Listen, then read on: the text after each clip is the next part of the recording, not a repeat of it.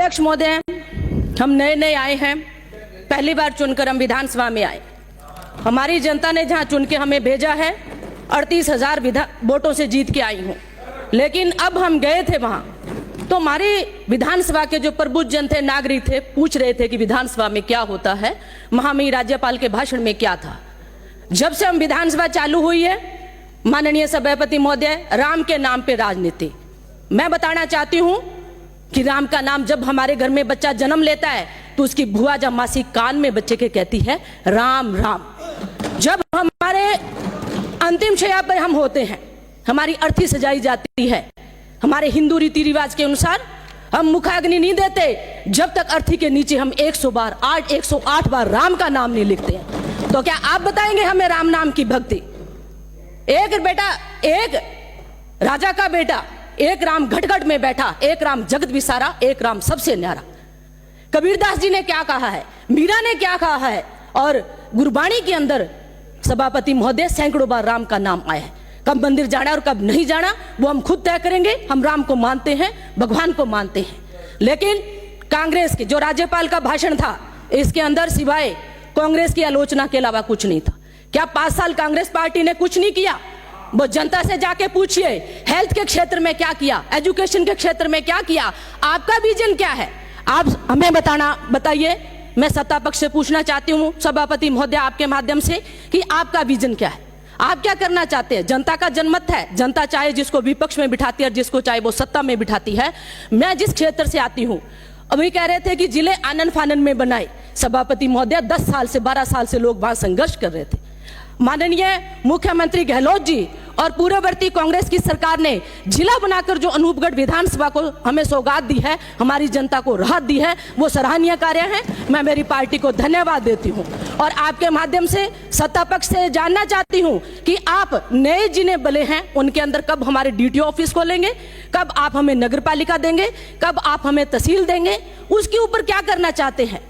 किस तरह से आज हमारे सीएससी मेरे घड़साना रावड़ा अनूपगढ़ के अंदर एक भी गायनी डॉक्टर नहीं है। आप मेरे विधानसभा के अंदर गायनी डॉक्टर की कब व्यवस्था करेंगे, ट्रॉमा सेंटर कब देंगे? और सबसे बड़ा मुद्दा कि जिस विधानसभा क्षेत्र से मैं आती हूं वहां पे अध्यक्ष महोदय सिंचाई पानी पे हम निर्भर हैं। किसानी से संबंधित मेरा जिला है, भारत और पाक की सीमा पे बसी हुई मेरी अनूपगढ़ विधानसभा है।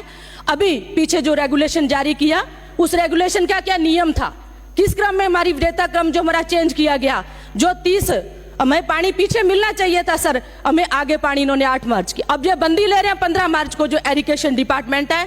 अध्यक्ष महोदय मेरी बात नोट की जाए, क्योंकि हमारी जो सरसों की और गेहूं की जो हमारी फसल है उसके पकाव के लिए हमें 15 अप्रैल तक पानी चाहिए आईजीएनपी नहर के अंदर।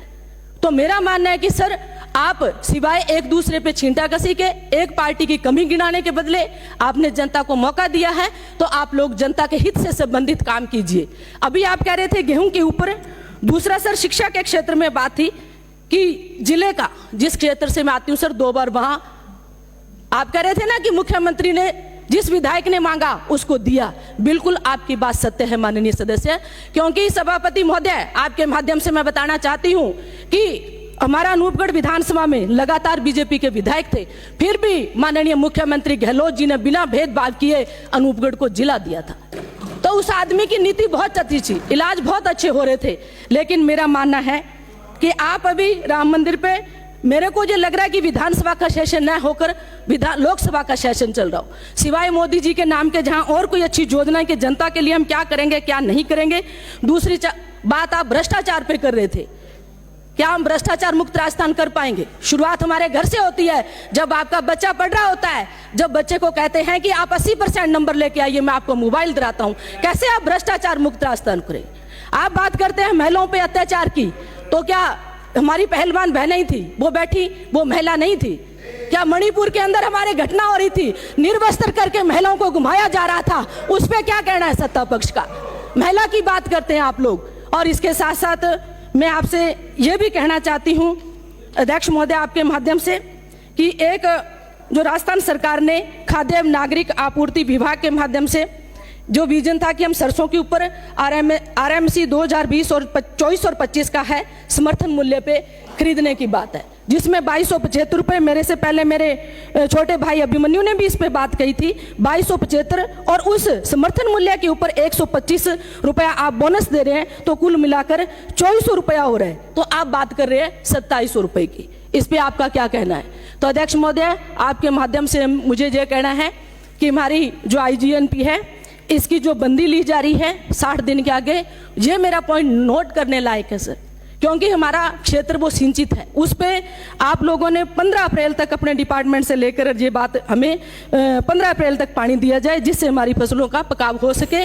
और सरकार से मेरा निवेदन है, कांग्रेस की कमियां गिनाने के बदले हमें हमारे विजन पे ध्यान देना चाहिए। समय निकलते कोई समय नहीं लगता है।